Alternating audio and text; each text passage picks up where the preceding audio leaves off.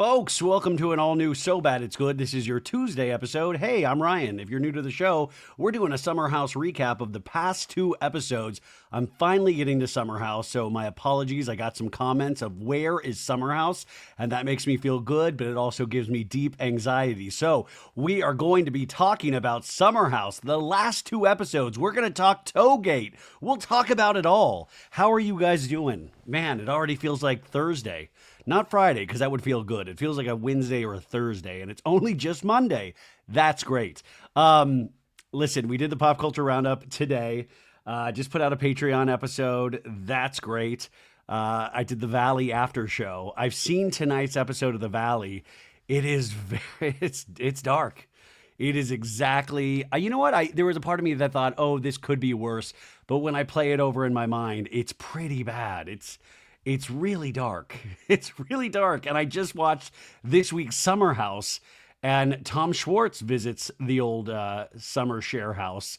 And that's pretty dark as well. So let's get into the good vibes. Actually, Summer House does make me laugh still. I think it's like this. We always talk about Summer House gets by on vibes. There's a lot of just business happening, trying to get in the door, trying to get the boxes from the front door. There are storylines, of course, with like Toegate and Lexi and Jesse. This Jesse Solomon, he's not Jax at all, but it is a different sort of evil. This guy has no reason to be insecure. He's a good-looking guy with a full set of teeth, a great smile, a decent singing voice, and yet there seems to be this insecurity he has. And I don't understand that at all. And he kind of puts that neuroses onto Lexi. And I would be so curious to talk to other women who have dated Jesse in the past. I don't know. But, even when Jesse was on the show last year, I think, he was healthily dating a bunch of people like every week. He even talked about that on the show. So I'd be curious to hear from other longer term relationships that Jesse has. Just to kind of nail down. But, how old is he? He's in his 20s, right? That's what he's in his 20s. It's okay. We don't have to worry. Hopefully this will be a learning process. I'm sure seeing yourself on screen will hopefully provide some sort of enlightenment where you don't blame other people and you kind of look inwards. And by the way, he doesn't even need that because girls will still throw themselves at him regardless. I mean, people are still throwing themselves at Jax. So he has nothing to worry about that on that front. But I would imagine if he wants a successful relationship somewhere down the line, but these kids, they're like, I got 5 more years to fuck around and then I'll get serious. Listen, last night, I thought I did the responsible thing. I got done with work at like 10 and I went to bed. I had to do Jeff Lewis this morning on Sirius. And I was like, I'll get a full night's sleep. But you know what? Let's turn on tonight's episode of Sister Wives. And there's always Cody Brown. If you watch Sister Wives, you know exactly what I'm talking about. Sister Wives is kind of a plodding along show. Like not a lot happens, but there's always like 1 or 2 really good Cody Brown talking head moments where you're just like, oh, we're in a really good Cody Brown talking head moment. Last night he said, I think it was about Janelle. He's like, I feel like she used me like a piece of man meat. I mean, I have these rock hard abs. These washboard abs and but I'm more than that. I'm not just man meat. And I was like, oh my God, he's dead serious. And that kind of delusion is what I tune into reality television for. And what does that say about me? But I know I'm not the only one. What does that say about you? What does that say about us as a collective? Should we just excuse ourselves and say, it's okay, we've got enough going on that we don't need to really look inwards and just enjoy the ride? And then I couldn't fall asleep yet because I was cracking up about Cody Brown's talking heads. And I was like, you know what? It's not going to hurt me to get like a 10-minute head start into watching episode 2 of The Last of Us on Max. I saw it was like an hour and 10-minute episode. So I was like, I'll watch 10 minutes. I'll fall asleep. Everything's still good. It's like 11:15. It's, I can do this. And then I get 10 minutes into it and I'm like, I'm in. I'm locked in. And I'm like, you know what? If I fall asleep, I fall asleep. But then these mother effers over at Max, I'm going to strangle somebody over at The Last of Us. Allegedly. I hear if you put allegedly, it doesn't count. I'm not going to really strangle anybody over at Max, but I'm very upset. I'm not going to tell you why. If you watch The Last of Us, you know exactly why. And then that's on, you do that bullshit on Easter Sunday? You do that the Pope just passed away. You do that on the day that the Pope passes on Easter? What kind of horse shit is that? If you watch The Last of Us, you know exactly what I'm talking. I'm not going to talk about it yet, but I was livid, and I was livid to the point where I was like fully awake. Then I was like, there is no sleep. I was like, how I was going over options in my head of like, where does this show go from here? I was livid, and I ended up getting the most unrestful sleep. I don't sleep well for this last couple of years, but last night was an all timer. I think I finally passed out around like 2:30. And this isn't up. Like this is me literally like in bed, head down, trying to sleep, and just thoughts are just coming up. And I'm thinking about Last of Us. This, by the way, it's an hour-long show on HBO. It's a dramatic series. It's kind of like it's zombies in a way, but it's really good. It's really well done. But I was just up, and then I woke up like every 30 minutes. So I am dragging.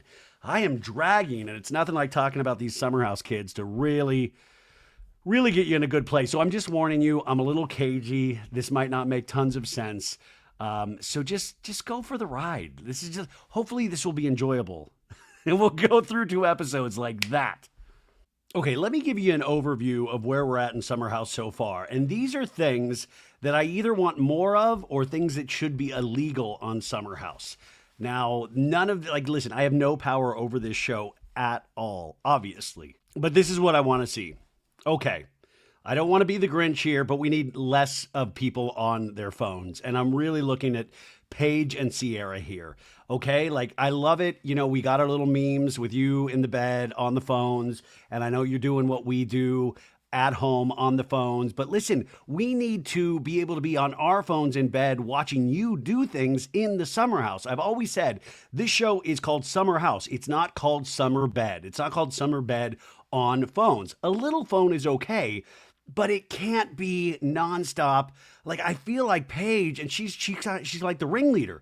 So you got to give them like maybe those yonder pouches they give out at like those important concerts where production makes you put your phone away, or you get like, I don't know, like an hour and a half of phone time until it's bedtime, and then you can have your phone throughout the night. Like a little phone is okay, but there is a lot of phone. And or, you know, remember how good it was and fun it was to watch Jersey Shore, those early seasons with the duck phone? I mean, I know that's barbaric, but maybe we need like a duck phone element in Summer House, okay? That's one thought right there. Now, the other one is Ciara's bedroom. It's messy as hell and it's frightening.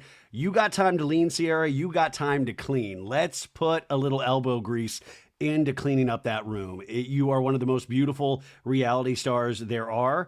But my God, that room is a nightmare. And that is coming from someone who, my room is a nightmare, but I am not on a reality show. Also, what should be illegal, you cannot cover the cameras in your room. I'm looking at you, Emerald. Like I don't need to see full on penetration or action or anything like that, but we can't cover up the cameras. These are expensive instruments and we can't have them be just have a t-shirt thrown over them. This is meant to document the summer house. Now, this is what I'd like to also see. We had a great scene in this past week's episode where Kyle and Wes are coming in way too late, 5:30 in the morning. They can't get in the door, and I loved it. Oh, so comedically brilliant.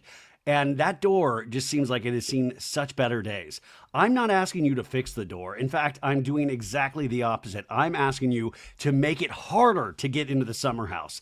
I want you to barricade that thing. I want it to be so hard to get in there that we have like a 10-minute scene. If we just need to cut to something funny, we can always go to that door. Now, the other thing is we do not slut shame on Summer House. Now, I get it. Paige, you were having a little bit of a nervous breakdown, being very nervous about potentially breaking up with Craig. You went down, you had to hear Imrul knocking boots, but you don't need to slut shame him the next day and talk about STD tests.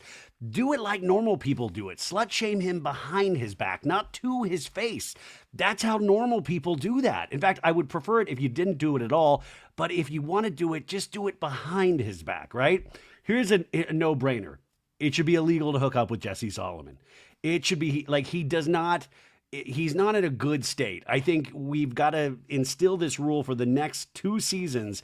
And then after that, you are free to hook up with Jesse Solomon. He needs to be put in a penis timeout, if it were. I think that is just really safe for everybody in the house. Also, great. No one should be able to speak to the New York Times. No one on reality TV should be in the New York Times. I know it is in vogue. I like it as well because I'm like, wow, something I love in the New York Times, a prestigious newspaper. But let's just stop. Like, we can talk to Us Weekly. There's periodicals. We can talk to podcasts. But the New York Times, let's just throw that away. If you're not going to say it at the reunion or on the show itself, get the F out of here with the New York Times. You better not be giving your real feelings to the New York Times when you are not brave enough to say it on the show. Now, here's another tough one. You have to go out at least one night a weekend, unless the whole house is staying in. 2 episodes ago, they stayed in on a Friday night after Shabbat dinner. Great. You all decided as a house. Now, I know the girls do not want to go out 2 nights in a row. I totally get that. But one night, everybody has to go out, at least for a couple of hours.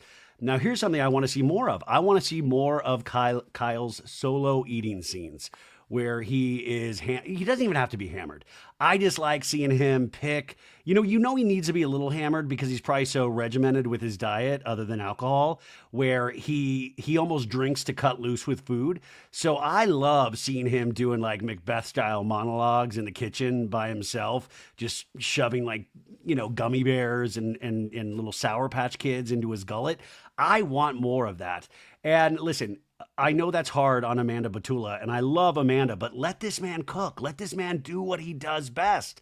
This guy is doing great solo work in the kitchen. Now, just in case I say baby-proof the summer house, just in case we bring back Lindsay next season and, we've got to make room for that baby. And I don't want to hear it. The summer house isn't a place for the baby. By the way, the summer house shouldn't even exist at this point. It does. So let's just baby-proof this place. Don't be ageist. Don't be ageist against babies. You're telling me it wouldn't be funny to see Jesse, West, and Kyle learn how to change a diaper? You ever seen the classic movie 3 Men and a Baby? Come on. You changing diapers in between toe sucks? That would be amazing for Jesse Solomon. It would be so cute. My ovaries would be bursting. It would be amazing. Also, here's another idea. Have we ever thought about the Summer House movie? Like, I would love to see the Summer House gang go to Coachella. Like just a Summer House standalone film. I mean, not in movie theaters, but we make like these little one-offs with Summer House where we send the gang to Coachella or like some kind of music festival. Or another idea, what about a camping episode? They got all these woods around there. They always do those like the overhead shots and you see how many woods is around. Let's send them off into the woods. Like, I don't mean like Blair Witch Project, but let's have them camp. Let's do them like activities outside of the house. I think that would be amazing as well. So these I humbly put forth as a reality television connoisseur. Let me know what you think should be added to the Summer House. Oh, also another one for Imrul. If you are like, listen, the deal with Imrul is that it's his first season. So it is a little wacky in that he's bringing all these faceless, nameless women back to the house. Like, I don't let your freak flag fly. And especially if they're on board, I guess he keeps saying everybody's vibing. So I trust him with that. But it is a little weird because they're meeting him for the first time. So I understand the weirdness there, but have you ever thought of this? Imrul should try to sleep with the women and the men inside the summer house first, right? Like before you start bringing people from outside inside, let's go inside. Does that make sense? So those are just a couple of thoughts. Let me know what you think. Okay, the first episode we're covering is called Breaking Bread because of Jesse's Shabbat dinner. And just to set it up, the episode before, they had just won the kickball game. Lexi found out about Toegate and the Ciara flirting with Jesse Solomon. Paige is in kind of full panic mode because she is worried about Craig. And it is becoming more and more obvious throughout the season that this has been on her mind. And she is having like an inward breakdown, even though Ciara, you can tell, they've had so many conversations where Ciara might like Craig, but you can tell she is not a fan of Ciara and Craig. So we are watching this go down in kind of slow motion. And we know that Craig, by some weird magic, is just completely unaware of how bad the situation is and is not providing the support that Paige feels like she needs. And also we found out that Lindsay thinks that Carl was seeing the amateur magician Lil. Remember Lil, the amateur magician that he met her parents at a soccer game and then put them in touch with their daughter, and now she's been coming around a couple of episodes. So Lindsay thinks that started while they were still together. She thinks that's what gave him the courage to break up with her. So that's where we're at. It's Friday, 2:32 p.m. We have all the car rides over to the summer house. Paige is riding with Lindsay. Lindsay has chocolate brown leather in her car. Very, very she.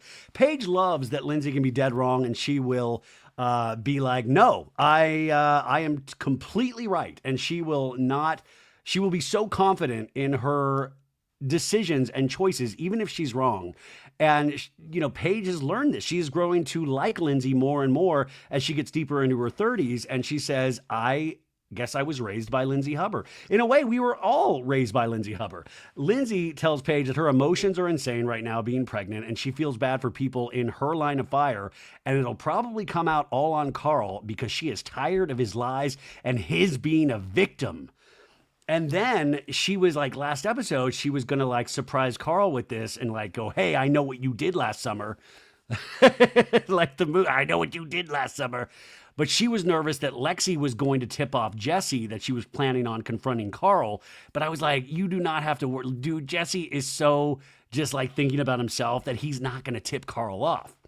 So then we cut to Jesse and Lexi in their car. Lexi lets us know she cried 2 days straight after the kickball game, and men get two chances with her. And, she's going to give him this one more chance, right? They pick up West, and we find out that Lexi met Jesse Solomon's parents. And Jesse's like, no, it is not normal for someone to meet my parents 1 month into dating. And we see clips of them actually meeting up for dinner, Lexi and Jesse's parents. And Lexi is being very nice. You raised a really great boy. And his dad's like, you can't deny this boy. And Jesse in a talking head's like, did I want her to meet my parents? No. Will it keep her happy after what I put her through? Yes. I love that it's like, oh, women, and never the what I did that led up to the consequences I have for my own actions that I have to deal with. But it is weird of like throwing out the bone of your parents to try to make up for your own mistake. But he says, listen, coming after kickball, we are definitely rushing it. And West is in the car. And he's like, yeah, here's my 2 cents. Here's a little wisdom from the Westmeister. In this situation, if he's not ready, it's not time to meet the parents. And you can tell Lexi's kind of like, what? And then Wes is like, but you already did it. So too late. Love that. You should introduce him to your buddy over at the New York Times to talk about it. We cut to the summer house. We see that boxes are piled up at the front door. We see that they've got a brand partnership with Uber Eats. Carl and Imrul pull up.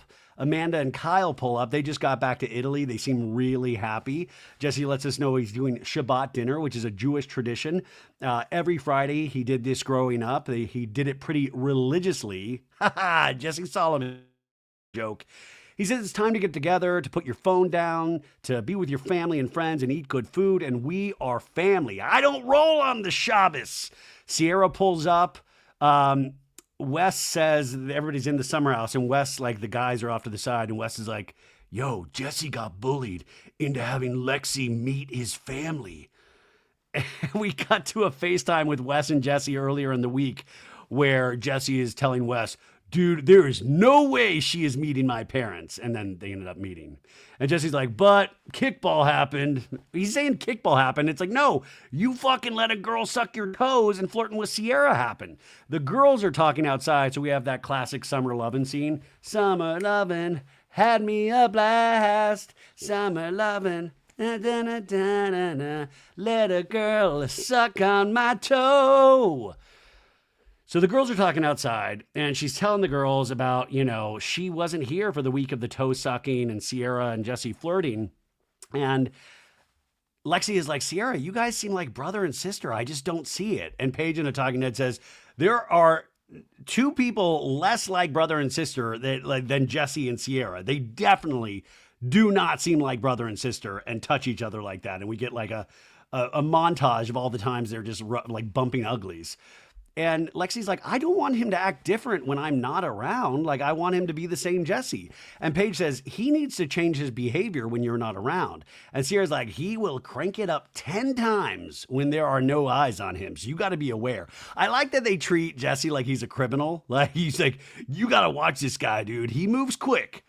The guys are talking about the soft bar launch, Carl's soft bar launch inside. And he's like, hey, guys, I went on a date with Lil. And we see a little clip of their date, and this Lil, dude, oh man, I hope being on reality television was worth it, because they have a scene with, she pulls a lemon out of her purse, and she's like, you always make lemonade out of situations. It's a metaphor. It would be so much better if she made the lemonade disappear then. She's like, magic. But I love that Carl seems just like, even for him, he's like, yeah, this doesn't feel right at all. This is not good at all. Carl's like, her personality is a little zany, and I think for now, like, it's more of a friend kind of thing. And Wes is like, yeah, man, just learning experiences. That's what all this is. We cut to Lindsay outside going, this girl was sliding into Carl's DMs while we are engaged. She is a home wrecking whore, which I'm like, I'm completely empathize with Carl, but I am here for Lindsay saying home wrecking whore. I think it's an essential line in reality television. And she's like, I know something happened in those last 2 weeks that gave him the courage to break up with me, because he has no confidence. He's weak as fuck. And I think he needed somebody like her. And listen, we all have our crosses to bear, like not everybody has the lioness in them that Lindsay is. Like, Carl is a sensitive soul, and but but at the same time, I appreciate Lindsay's strength. We're just not all at her level. But Lindsay says she's waiting for the right moment to talk to him. We're getting ready for Shabbat dinner. Paige is with Ciara and reminds us that Giggly Squad Tour 66 tour date stop. It's coming 1 month from today, and she hated Craig's reactions. She wanted him to say that he was so excited, don't worry about anything else but your tour. So he didn't say that, and we flash back to him in a pirate outfit, feeling very butthurt that he was going to be potentially forgotten. I will say, when they sit down to Shabbat dinner, did you guys notice this? Wes looked really damp the entire dinner. And I feel like the airflow's got to be really bad in the summer house, but Wes especially looked damp. And I just think maybe he went too hard on Thursday night pre-summer house. Kyle is nervous for his big DJ set tomorrow in the Hamptons. DJ Kyle Cooke on the ones and twos. He's been lugging out speakers, he lets us know, for the last 10 years to the Hamptons. And we have a flashback to him lugging a big speaker with Carl. And Carl's like, what are you going to play? And he's like, I don't know, like some Hans Zimmer or Enya. Which, by the way, both of those, I love a little Orinoco flow. Sail away, sail away. If you don't listen to Enya, you got to get on board. It was one of my parents' CDs. I loved Enya. And Hans Zimmer, one of the best composers ever. Jesse lets us know everybody's going to put their phones in a bin, so get your content first, which I love. I love that from Jesse, of like, everybody take your photos for social media now. And Kyle's like, is this a Shabbat thing with phones? And then Jesse does the Barugata Adonai, but he does it like kind of an R&B song, like Barugata Adonai, hello, hello. I can't really sing, but just trust me, it's kind of an R&B vibe. It would be great if he ended that song and then says, and now I'm hard. Which, by the way, that's a reference to after the Jesse got his toe sucked. They have the audio of Jesse saying, and now I'm hard. So now every day of the week, I will just kind of say at random moments, and now I'm hard. I try not to say that around people because that's weird. They're having matzo ball soup, which I just, once again, hot soup, Hamptons, summer. I appreciate it, but it felt hot coming off the screen. Paige says, Kyle, will you get me my soup along with Amanda's?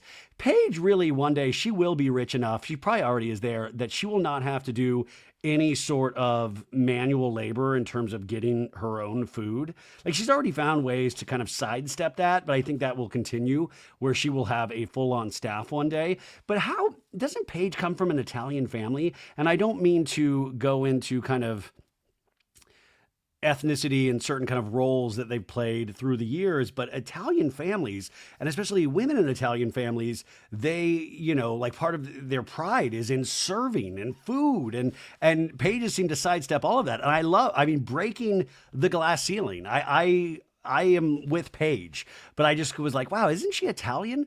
We go over the highlights of the week, which is part of Shabbat dinner for Jesse, and what you want to bring into the next week, your intention. And Kyle says, well, for me, Amanda held my hand on the plane ride back from Italy. We're in economy, and I'm half-mast all of a sudden. So next week, I'm trying to go full-mast into next week. Kyle saying a very sweet thing about Amanda, but also bringing his penis into it, so it kind of undercut that. Ciara says her high of the week was that she babysat a cat.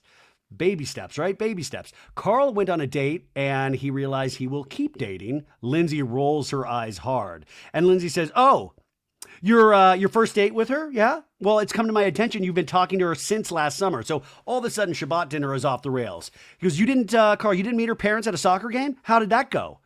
And when did you start messaging her, Carl? And he's like, this past fall. What are you getting at? Well, I mean, your little girlfriend running around messaging you last summer. Prove it. Prove that you weren't messaging her while we were still going out. Prove it. And he's like, I don't have my phone. And he's like, where is it? It's upstairs charging. And she's like, how convenient. You are a terrible judge of character, Carl. And he goes, that is very true, which is like a kind of a slight at Lindsay. But all this time when he said the phone was upstairs, I was like, oh shit. Oh no, he has been messaging with her while they were still together. So even though my boy Carl, I trust him, I still was nervous that he was in the wrong. And Lindsay keeps on. It's like a dog with a bone. She's like, you go around acting like a victim. You haven't been on any dates. You haven't slept with anybody. And he's talking to this girl before we broke up. And Jesse says, oh, so much for a day of rest at this table, right? And then Carl's like, well, I could very easily write a list of things, Lindsay, that you lied about. And instead, I'm not here to do that. I pray for you, Lindsay. And Lindsay's like, I don't need you to pray for me. That would get me as well. Like, don't pray for me. Do not clasp your hands together. Do not beckon God my way. Like me and God, we will deal with that. That's so condescending. And I was like, that is going to enrage anybody. But Carl's like, this is 9 months after, Lindsay. And then Kyle's finally like, Carl, get your phone. And I was like, no. And Lindsay's like, yeah, get your phone and fucking prove it, because you proved to be a liar. And Jesse Solomon just says, oh, wait. I just heard from God. And he says we can use the phone for just this one thing. Jesse Solomon has the makings of a great housewife. He really does love to encourage mess, if not just flat out cause it. And I love that about him. Like, Jesse is not all bad. Carl goes up to get his phone, and I'm like, oh my God, is he going to be like deleting things? But he doesn't look like he's deleting things, but he is nervous because he like trips down the stairs. And Carl goes, here, read it. Am I a liar or not, Lindsay? And Lindsay reads October 22nd, 2023, which is after August. And so Carl is in the right. And Lindsay's like, well, I mean, what you went to the soccer game and met the parents and the parents set you up. How was that? And he's like, well, how did that happen? You didn't mention that at all that you met these parents. And he goes, Lindsay, I don't go to soccer games and say, hey, I met the coolest parents today.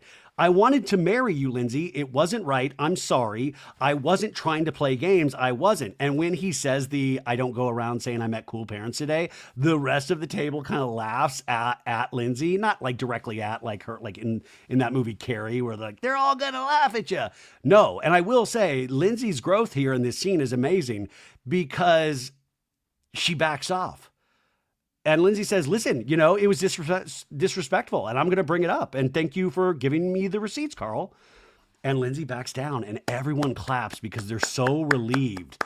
And even I clapped. I was like so relieved. And I was like, wow, we actually confronted a problem and we didn't drag it out for 4 episodes. Do you see what we did? Do you see? I mean, I know we didn't really take, but that's a huge accomplishment in reality TV. And Wes in a talking head goes, pregnant Lindsay rocks, dude. Emerald lets us know his high of the week was that he spent time with his friend's kid who just immigrated here. Lexi says she met Jesse's folks this week. And Jesse says, well, my high was this dinner and all of you, and I consider you all family, even you, Emerald. And, Emerald's like, well, you can keep coming into my room. And Lexi's like, no, you can't. Anyways, the dinner's over and West talks to Emerald, like, hey, let's do early bed tonight. And tomorrow we shred our dicks off, which for the older people out there, he means let's party our balls off, or let's really party hard. But he's like, let's shred our dicks off. So for the people that are a little older, he doesn't literally mean let's cut our dicks with a knife. I just want to clarify that for the people that were like, oh, Summer House got really scary and weird. Girls are in their bedroom or like their bed rotting and going, oh my God, I've never seen Lindsay be shut down like that.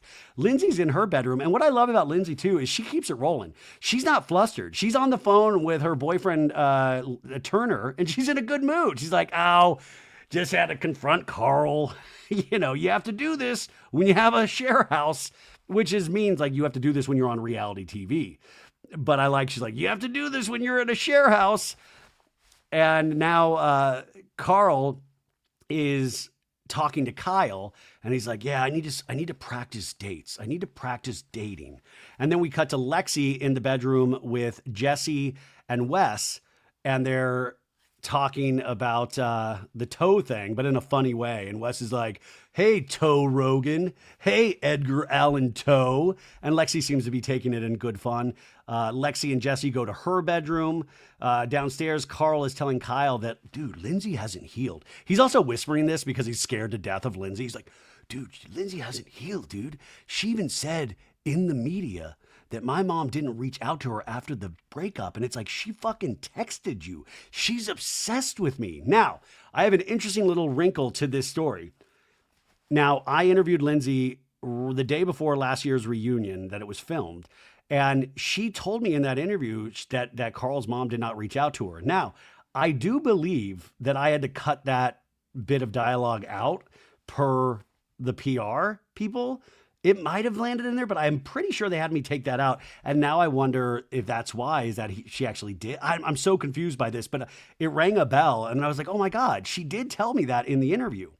But I love that Carl was just like whispering because like Lindsay could be around any corner. It's Saturday at 1:44 a.m. The summer house is coming to a simmer. Everybody's going to bed. And then we wake up the next day and Amanda immediately goes to Paige and Ciara's room and bed rots with them. And Paige says, if someone said, like Carl said to Lindsay last night, they pray for me, I would lose it. Craig has a tendency to say things like, okay, Paige, I'm not perfect. And I'm like, not one person on this planet would confuse you for perfect. Downstairs, Lindsay's getting breakfast ready and says she is turning 38 tomorrow. And Jesse's like, you're turning into a MILF. Yeah. Carl goes on a run. He gets back from the run. He goes immediately outside by the pool and he starts crying. And Emerald's like, oh, dude, Carl's crying, and goes out and checks on him. And this is where I love the summer house, even the new people. I love that they are there for each other in these times. I'm not joking. Like, I love these.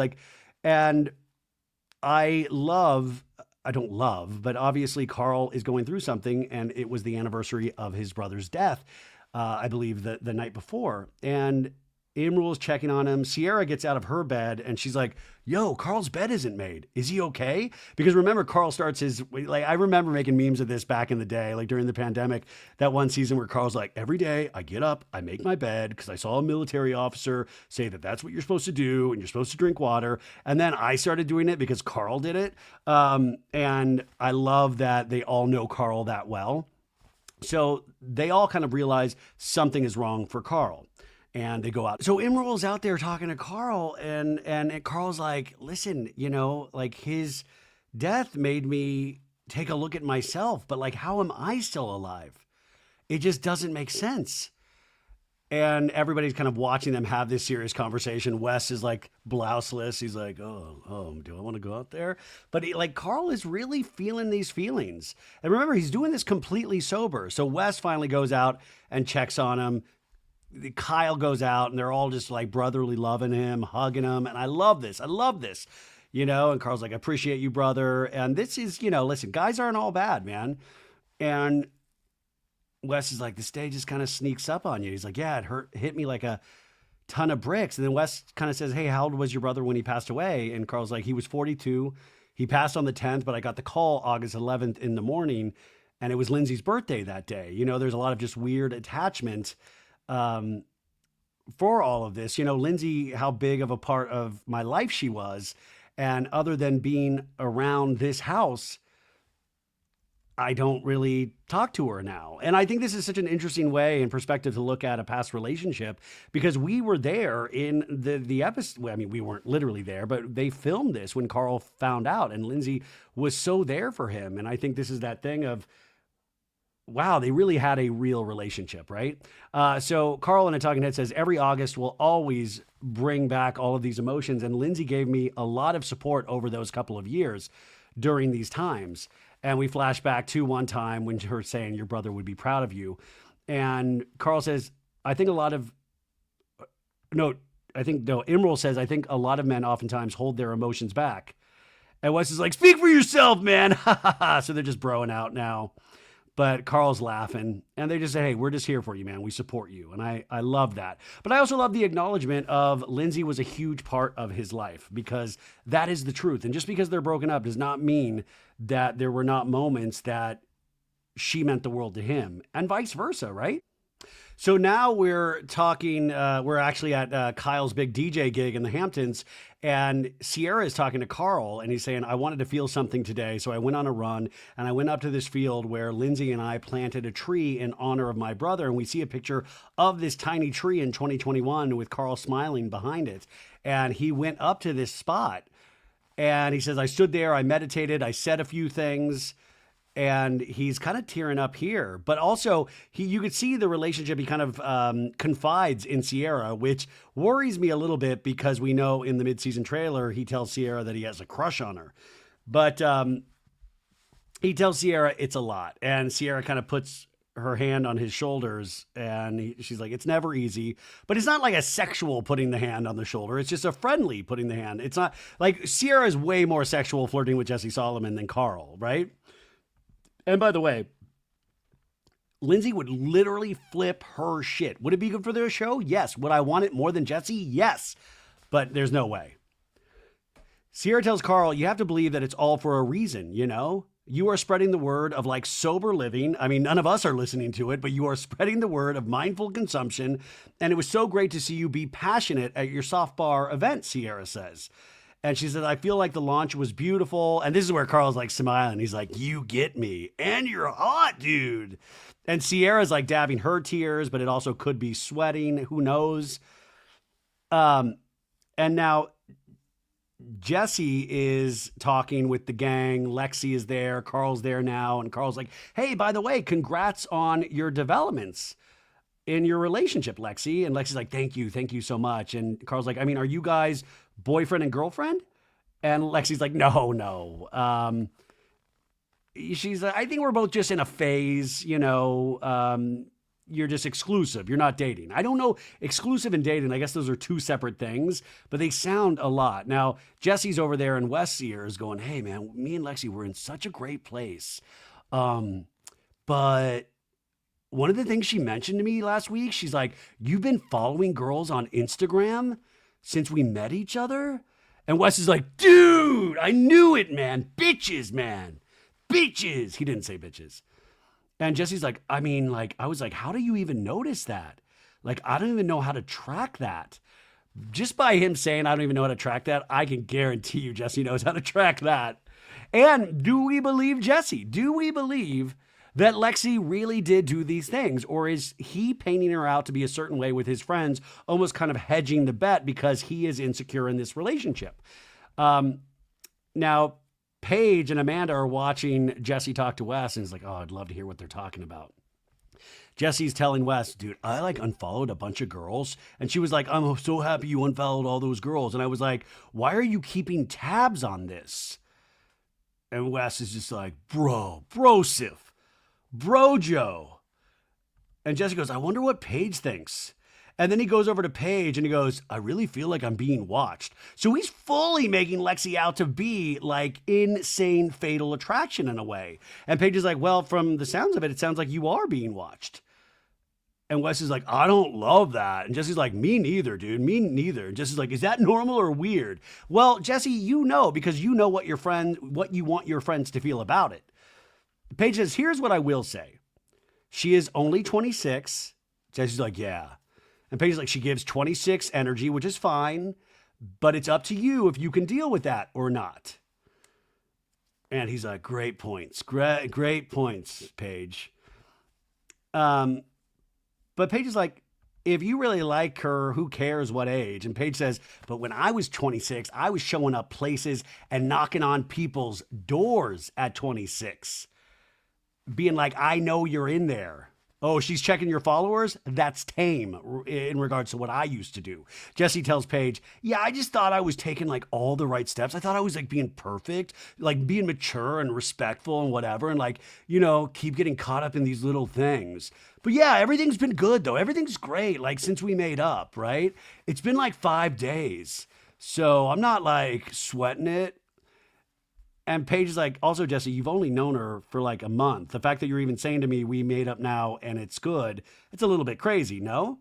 And Jesse's like, yeah, I mean, totally. But that's on her. That's her fault. That's Lexi. That's Lexi right there. It's not me. I'm perfect.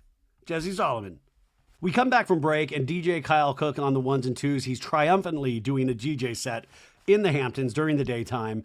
Paige and Ciara have snuck off to have a conversation about Craig. And Ciara's just like, listen, I don't want Craig stealing your sunshine while you're on tour. And sometimes the shit that he says or refuses to acknowledge is giving like hater boyfriend energy. Why should you have to dim your light, Paige, just to make him feel comfortable? It doesn't make sense to me. Will it be like that, you know, even if you guys are married? Like, what does that look like? Is he thinking that you're going to stop what you're doing? You're going to change your plan? You're going to do less tours? And Paige is like, yeah, I think that's what he thinks. No, in a way, though, it's interesting because I believe Jesse is telling this friend group what he wants. Like, he's kind of painting out a certain picture of Lexi. And I'm not saying, like, I see exactly what Craig is doing wrong. But in a sense, Paige is doing that as well. But I don't know. That's probably wrong, actually. Ciara's been around Craig a lot, so she really gets a clear understanding. Paige is like telling Ciara, she's like, and then it's just like, could I rely on you to make sure we live the same life that we live right now when I'm working? Like, no, we wouldn't. If I stopped working, we wouldn't live the same life.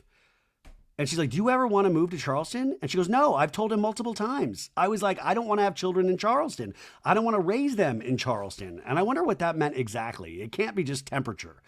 But Craig said, that was fine. We'll do New York. But as it gets closer, she says, it gets more real. And he's like, I don't know. I'm the breadwinner, Ciara. So why the fuck would you not move to me? That would just be stupid, logistically. And like I've said to him too many times, if this is not what you want, like you... And Ciara's like, why are you putting it on him? Because it's so much easier to give the other person the out than to like really dig deep and determine if that's even what you want. Sorry. And you can tell Paige is like shitting her pants. You can tell she's just really nervous and it's eating her alive. And she goes, I love Craig. And when I think about like me and Craig breaking up, I get upset. Like, I'm like, no. I don't want him with anyone else. I don't want to like anybody else. So I get like conflicted. I'm like, okay, if I feel like that though, then why don't I compromise on certain shit? But I feel like I'm being gaslit into things that I need to compromise on. And Ciara's like, I don't want you to keep going deeper and further into this. If one, it's not truly what you want, or two, it's like not compatible with how you even see your future or what, you know. And she's like, no, I know. And you could tell Paige is just like, oh, fuck, like this is not good. Like we all see it. And the fact that she was going to just go on the tour, and she did, she went on the tour and dealt with it afterwards. But here at this moment, a month before the tour, she completely knows that this is not the right relationship for her. Darkness. That's the end of this episode. Now let's move on to episode 10. This episode is called Flirting with Disaster. The log line is Lindsay celebrates her last birthday before motherhood. Jesse and Lexi's relationship starts to cause issues with others in the house. And a late night for Kyle threatens to destroy his summer of peace. Wow, a little dramatic log line. My God, threatens to destroy his summer of peace? Go into episode 10. Kyle has done a triumphant DJ gig, and they've celebrating the daytime DJ gig with going out clubbing that night, and everybody's feeling it on the dance floor in the club. Lindsay's there, and in a talking head, she's like, here I am with my ex at a club, pregnant, celebrating my 38th birthday. I mean, just think about how different it was a year ago on her birthday. And Lindsay's like, you cannot write that shit. And I agree. I love that. But it just shows you, like, life will change on a dime. And she says, it's the last birthday before I have a baby. So I'm like gonna go like whoop it up at the club for 20 minutes and then go home. But I love she's out there. Like, yeah, doing it pregnant style. And we see Jesse's like jitterbugging on the dance floor. And Lindsay's like, is that what he looks like in bed to Lexi? I bet it is. I bet he's like, So Paige is going into the summer house at 11:11 p.m. Lindsay goes in, Ciara goes in, and they go up to Ciara's room. And Ciara's room, it looks like a nuclear bomb hit it. Like, it truly is frightening. What is going on? And then Lindsay goes into her bedroom, clean as a bone, clean as a whistle. I don't know if whistles are clean. Is that a saying? I think it's a saying, but Ciara's, it looks legitimately insane. And Amanda comes home and gets into bed with the girls and says, Kyle stayed out. She's like, my friends are here. I'm staying out. We see that Lexi, Wes, Jesse, Kyle, Carl, they're all out. They all call Lindsay from FaceTime in their bed as they're bed rotting, all on their phones, to wish Lindsay a happy birthday just from 20 feet away. But it's actually a really sweet moment, and I love that moment, actually. Now, as it gets later in the evening, Lexi and Jesse pull up to the house at 1:31 a.m. I love these little timestamps. And we hear this kind of eerie music. Ding, ding, ding, ding, ding, ding. It's like the X-Files. And we hear, like, the audio's really bad. And, like, Jesse and Lexi are hiding behind the car. And we hear Jesse kind of say, and the subtitles are on. So he's like, you just can't come up with anything that I did besides the fucking toe shit. That's way less intense than everything I saw tonight, Lexi. And Lexi says, I was holding West up. I wasn't flirting with him. And he's like, you were hanging out with him all night. And she's like, no, I wasn't. You know how I am with that, Lexi. And you know how I am. And she's like, I do. I love that about you.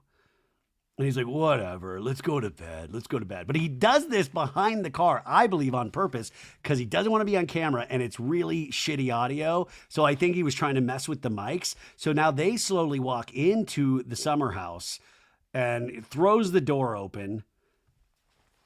And it's great. Lexi and Jesse are in bed and she's like, you said the boys grabbed me too much? And he's like, that's not what I said. I was trying to say that it made me so happy to see you flourishing because it reminded me of myself, how I'd like to be when I'm out. We just have to talk tomorrow, as he's like falling asleep. And she's like, yeah. In a talking head, Lexi goes, you got your toe sucked by a stranger. And apparently you're saying that you would have dated our friend, Ciara, like that we live with. I was not flirting with Wes. That's not the same thing. What are you talking about? The hypocrisy and jealousy that's going on right now is like mind-blowing.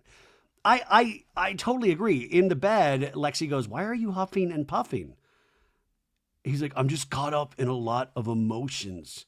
You dated Drake. I just love you. He goes, I just love you. I love you. He says it again. Don't you love me? So 2 I love yous and then don't you love me? And there's silence. And she goes, so much. So she doesn't say I love you, but she says so much. But this is, there's got to be a name for this, what he's doing. of like, and also just like, I was just so proud of you at the club tonight because you were acting how I love to act and I love to see you flourishing.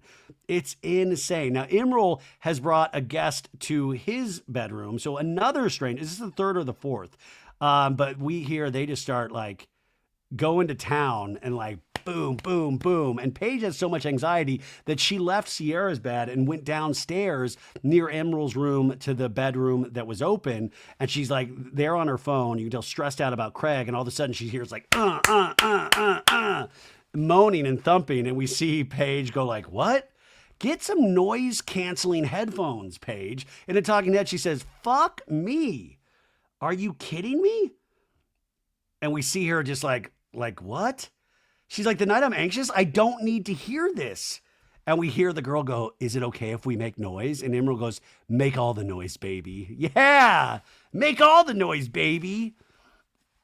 Paige says, I don't need to hear two people having sex, but I'm literally like trying to get the will to survive right now.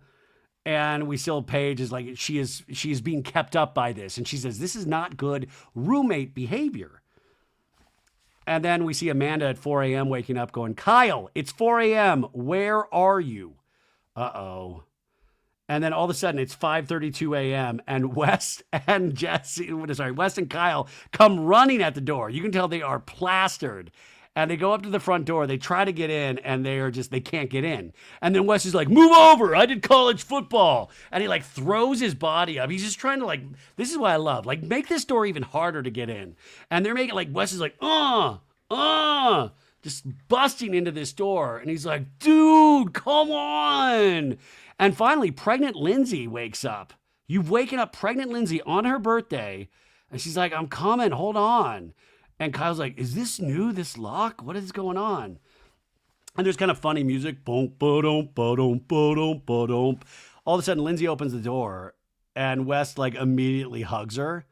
He's like, hey, that was really nice of you. Hey, bring it in. Can I hug you? Hey, brother's hug. All right. We're very sorry, okay? And then West like goes up to bed, and Kyle is like, I can't, like, I imagine in his head, he's like, I can't go up right now. So Kyle does what he does best, and he just starts eating things in the kitchen. He's like opening cupboards. He's just stuffing just random things into his mouth. He's like, he's like so drunk. Wes has the lights on, fully clothed, laying on top of his bed, passed out. And then Kyle, by the way, why does Kyle have his zipper like completely down? That was the one weird thing. But then he goes into the little sunroom area off the kitchen, and he sits down there. And he just falls asleep in that little chair, which is so smart. Because if he went into bed right now, he would have to deal with Amanda being angry or like a little perturbed. But he does like, I think that's a really smart move, even though I think he just legitimately passed out there. But I thought it was also smart in a way, because I think it would have forced the issue if he had went in there right now and they would have argued. So it's the next morning. Amanda comes down, finds him in that little chair. And she's like, listen, I knew he was home. This is why I put a tracking device on my husband, which is a very sad and scary line, but very funny. And this, you see how Amanda is in such a better place because she is being so funny and cool about this. And she's like, I know that he knows that he's wrong. So I really don't have to say anything. And so Kyle's like trying to talk to her. He's like, is anyone up? And she's just like, she's just not saying it. She's like just shaking her head. And he's like, okay, all right, yeah. And so then he just goes into the bed and like goes back to sleep. And Wes finally wakes up, kicks off his shoes, gets under the covers. So we got the two drunkies back in bed, and Amanda's setting up for Lindsay's 38th birthday, which is great.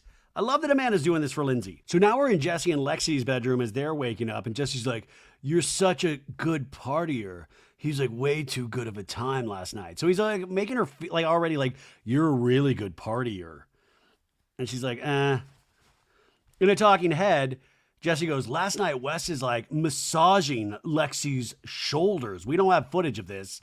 And she's like, and he's like dancing and touching her. That seems to be a Wes problem. That doesn't seem to be a Lexi problem. And Jesse's like, and like, even for me, it might have been a little bit too much.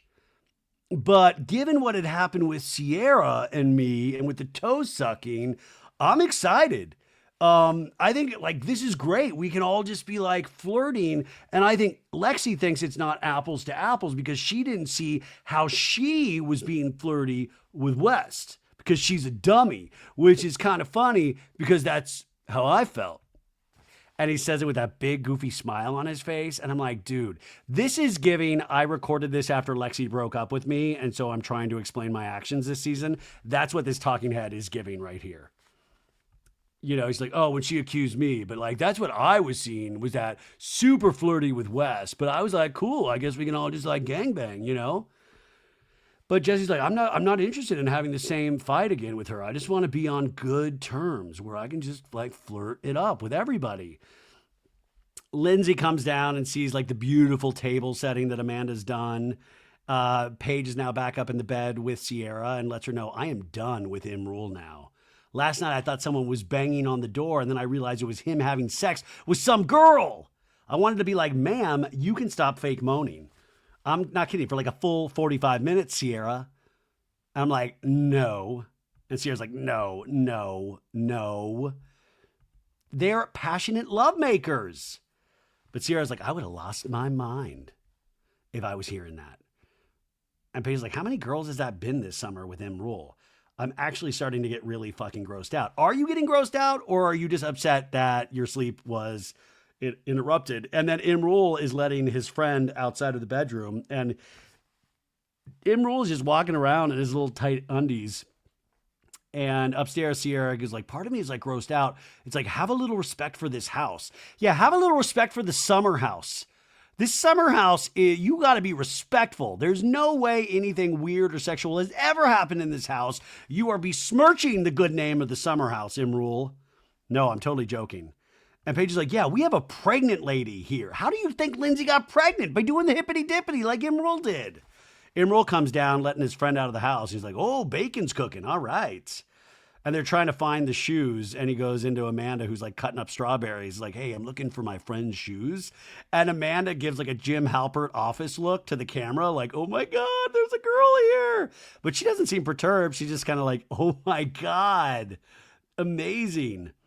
Now, Wes and Jesse are in their bedroom. And Wes is trying to explain to Jesse that he feels a puke coming on. He's like, I feel it in my underbelly, the depth of my underbelly. And we see Wes kneeling to the porcelain god as Jesse films him. And he's like, some friends hold each other's hair. Others grab a phone and record. And we watch Wes trying to attempt to throw up. This is riveting. If this doesn't get a Peabody Award, we are doing something wrong over at Bravo. Paige opens the door as Imrule is letting his friend out. And she's like, oh, hey, Imrule. Sorry, the door was open, and she shuts it, and she's like, put some pants on.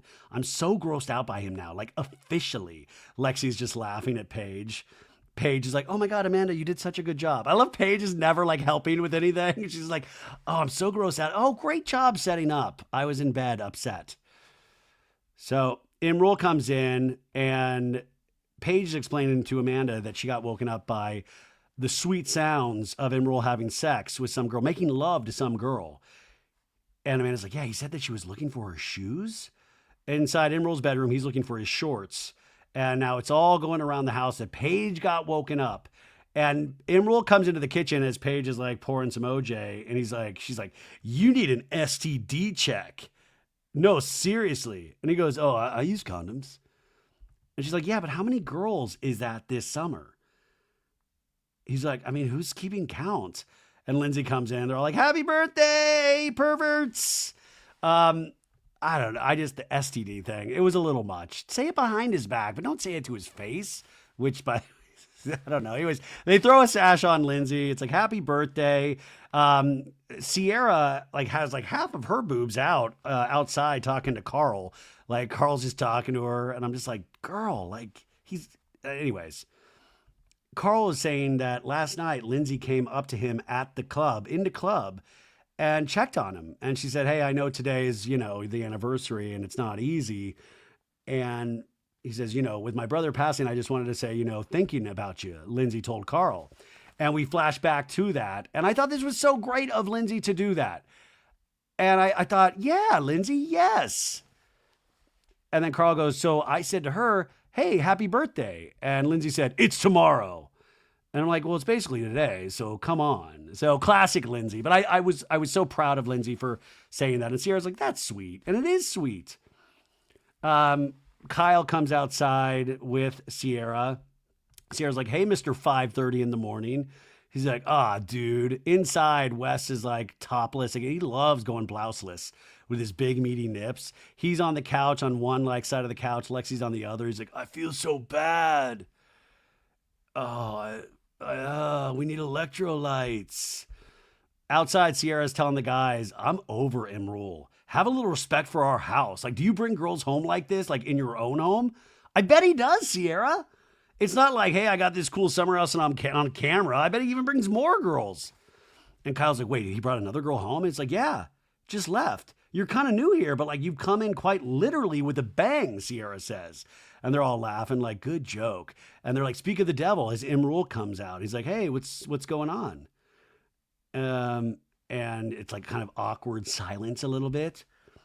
And Emerald's like, that was a fun night. And Ciara's like, yeah, we heard you. Dun, dun, dun. Cut to commercial. We come back from break and Ciara's like, do you bring home girls like this in your own home? It feels obnoxious at this point. And all the guys are like, because all the guys want to be like Emerald. Jesse's like, yeah, it's disgusting. Emerald goes, well, I thought about that. And I was trying to be more mindful about not bringing somebody back. And Ciara's like, yeah, but then when did you have that thought? And when did you execute that thought? And Emerald's like, dude. And then we flash back to how many hot girls there were yesterday at the DJ party. And he couldn't take a weekend off. He couldn't let the opportunity slide. Emerald's like, yeah, at the same time, I'm trying to have fun. And Ciara's like, it's like the women you're bringing to this house, it's crazy. And Emerald's like, does everybody feel that way? And the guys are like silent. And Ciara's like, honestly, these are my thoughts. They have nothing to do with it. And Carl's like, yeah, I mean, we've never really had the volume of visitors like this. And then Jesse just piped down. Jesse's like, I mean, I feel like once in a while it's fine. And an away game could be great for you, maybe. Which means like take it off property. Like, Jess, dude, I'm done. Jesse in a talking head goes, I was in Emerald's shoes last summer, but I had good relationships with everybody in the house before I brought like one girl back one time. And we flash back to that. Now, I do appreciate this about Jesse. This girl signed an NDA because we see her full face. And he, hey, sorry, we can't all be Emerald. And Jesse's like, Emerald's like having threesomes all the time. So it's just different. It's like, it's coming off weirdly jealous. It's not coming off like helpful to the house at all. So we have this standoff out with Ciara and Emerald. Inside, the breakfast is still being set up. And Paige is now bitching to Lexi and Wes about like Emerald and these fake moans. And Wes is like, wait, what? There was another girl on property? He goes, fake moans? Fake moans? And Paige is like, I know a fake moan when I hear one. Yeah, because Craig used to fake all of his moans. And Lexi's like, I bet he doesn't even know her name. And Paige is like, I bet he doesn't even know her last name. And for sure not her middle. And Wes is like, let me guess, it's like Marie. Anyway, Ciara's like outside. He goes, honestly, I've had enough. No one's mad at you. So, and Emerald's like, good talk. And Ciara's like, yeah, good talk. Emerald in a talking head says, I'm not sorry that I brought the girl home. We were vibing, we were having a good time, but I'm not going to keep doing it if it's bothering everybody. From the ages of 6 to 23, I was undocumented. I was in the shadows. So a big part of what I'm doing right now is just living a bit more freely than I did before. I'm living out loud and it feels good. I love that he's like, I was undocumented. So now it is a nonstop fuckfest, that's freedom, baby. But Emerald says, I want that to be part of who I am because that's what I'm doing. I just don't want that to be everything that I am. But like I said, like I don't need to know Emerald's full story. Like I don't need Summer House to give me the every color of Emerald's rainbow because I don't get it with every other character. I'm grown up enough to understand that this isn't all Emerald has to offer, right? But it is wild for him to do this in the first season of the show. Anyways, upstairs now, Ciara's with Paige crying, going, talk to like Imrul. Like this Ciara is in love with Paige. This is a good friend. He's like, I was like, dude, I hate seeing you like this, Paige. So I know you're overwhelmed. So I had to talk to Imrul. And Paige is like, I haven't had a day off. I'm spreading myself though thin with the giggly squad. And I feel like Craig is going to like freak out on me. And I'm just nervous. And Ciara's like full on crying for Paige.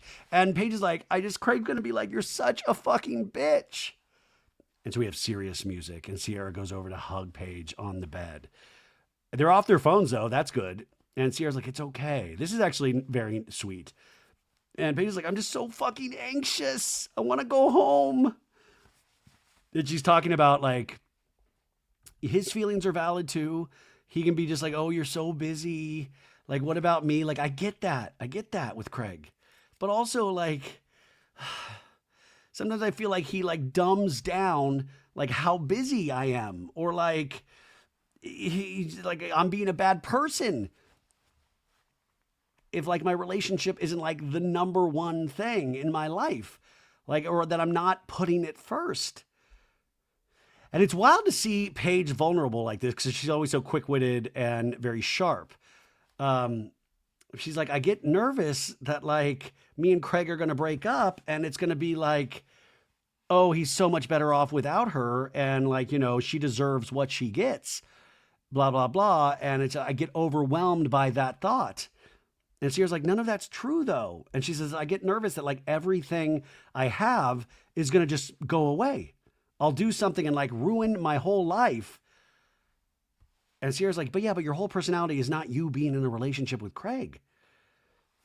Ciara in a talking head says, obviously people love, Paige and Craig, but I think that she's in the midst of all this, forgot her success had nothing to do with Craig. And I really want her to trust her gut and take everyone out of it and say, what would you do if no one else was watching? She tells Ciara, I love Craig. I just get nervous, like saying my feelings. That's why, like, I just don't say my feelings because I'm like, oh, people are going to think of me differently. It's a lot, she says. So she's even thinking, she's like, and I'm supposed to get my period today. And Ciara's like, dude, same.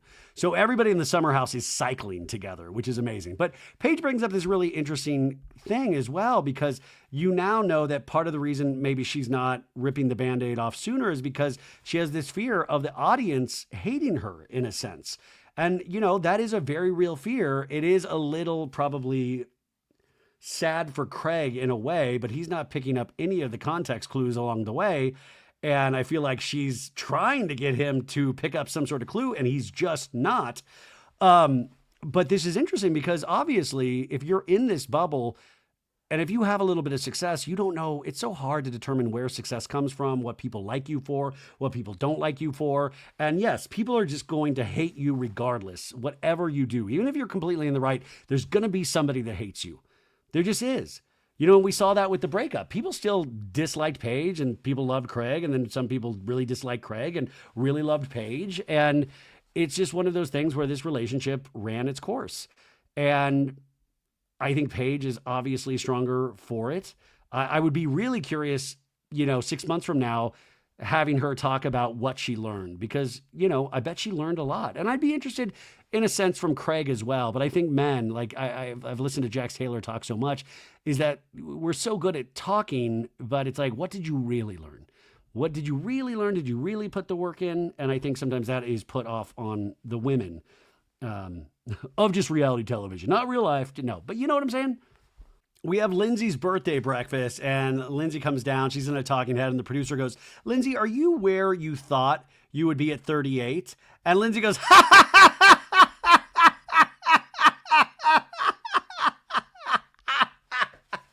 what?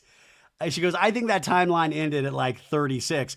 And we flash back to 4 summers ago when she had the timeline for life. And she had March 2020, Steven turns 31. And it had freeze eggs, engaged and living. And August 2022, Lindsay turns 36 and pregnant. So she's off this timeline. This is a sliding doors moment from the Stravi relationship. And we're in a completely different timeline. Black Mirror should do an episode just about this. One time Lindsay was on the show and actually showed me this. It was one of the finer moments of So Bad It's Good when I got to see this timeline with my own eyes. But I love her laughing about that. She says she's going back to the city. She's going to go to a fancy dinner with her dude. He made a reservation like a while back. And she says it'll be interesting to see what my boyfriend Turner does, because I'm not saying like I judge a guy based off how they treat me on my birthday, but I kind of judge a guy about how they treat me on my birthday. And we flash back to 4 summers ago with Stravy. Remember with the fish and chips dinner? She was like, great dinner, fish and chips. And Stravy talking to Kyle, nothing's good enough for her, anything I do. And then Lindsay yelling at Danielle, going, I want a man who I don't have to train for fucking once in my life. In a talking head, Lindsay goes, or maybe it was just the wrong guy, right? Like, I feel like if Turner gave me some fish and chips, I would probably really enjoy it. And she's like, I love Lindsay. She goes, any small moments that I have with him, I'm good with. And Solomon's like, hey, how do you feel that your next birthday, you're going to have a wee one? Do you think the baby will stay with us next summer? I love that Jesse's like, trying to be supportive, but he's like, hey, can we still have sex in the summer house? Hey, are you going to bring a baby in here? And Lindsay's like, I don't know if I would trust all of you with my little baby. And Ciara's like, I'm a babysitter. I'll babysit. And Jesse's like, Wes and I can babysit together probably.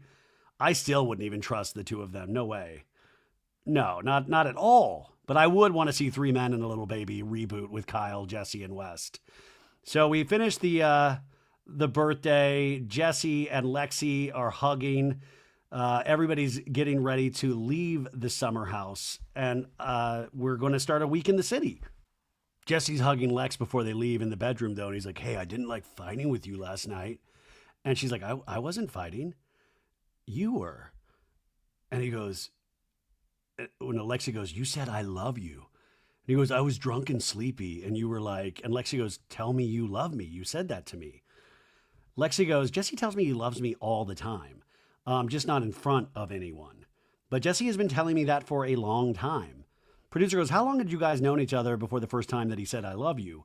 And she goes, it was 11 days. Woo! But Lexi goes, I didn't force you to say that you love me, Jesse. And Jesse goes, obviously I wanted to tell you that. And Lexi in a talking head goes, obviously I'm loving everything Jesse is telling me, but I think right now I'm just trying to speed up how I'm feeling to meet him where he's at and just see where everything kind of goes, because he's throwing everything at her, right? And Lexi goes, you said it because you were like, it hurts me. And Jesse's like, it's true. It's like blue balls for love. And then he corrects, he goes, emotional blue ball, because remember he only has the 1 ball. Which, by the way, if I'm not mistaken, Carl has 3 balls. Like, I'm not making that up. If I am, that's like really weird. But I believe he has 3 balls. And he's like, there's no release on my emotional blue ball of love. This Jesse has to take several seats. Anyways, everybody's finally packing up. And I will say there's a funny moment of Paige trying to do her own suitcase.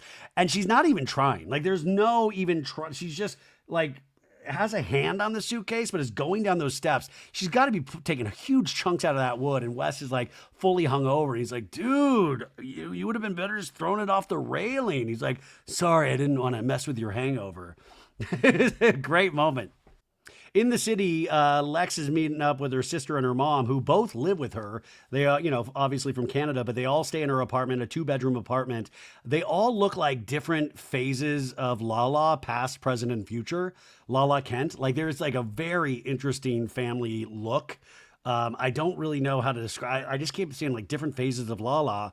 And like even future phases of Lala that we haven't seen yet. One of the sister, I think, potentially looks like. But they're saying that Jesse's a very different guy than she has ever dated before. And they both have a very positive vibe. Now, we cut to the American Cancer Society, like this function where they are putting together meals for cancer patients, I believe.